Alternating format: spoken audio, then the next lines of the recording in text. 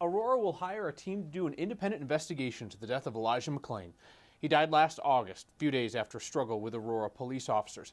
They stopped him, put him in a carotid hold, and then paramedics injected him with ketamine. Aurora City Council met virtually tonight and approved the scope of this investigation. This new investigation will not determine if the officer should face charges. It instead will review if police or fire and rescue broke department policies and what changes might be needed.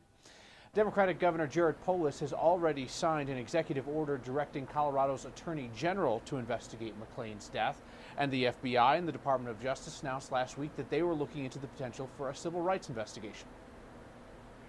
Tonight, Aurora City councilors expressed concern that the possibility of 3 separate investigations means some could step on each other's toes. Our legal analyst told 9 News reporter Jordan Chavez that's a possibility.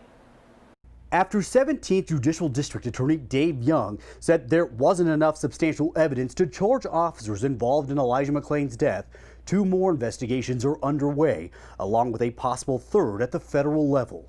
And that certainly does sound like a recipe for disaster. 9 News legal analyst Scott Robinson says cooperation among the different investigating agencies will be key, a concern shared by Aurora City Council. It certainly is a situation where if everybody doesn't cooperate and combine forces, it could be a really, really dissatisfactory consequence and result. As each agency investigates different parts of the case, Robinson says it's probable they could come up with different results from what DA Young found.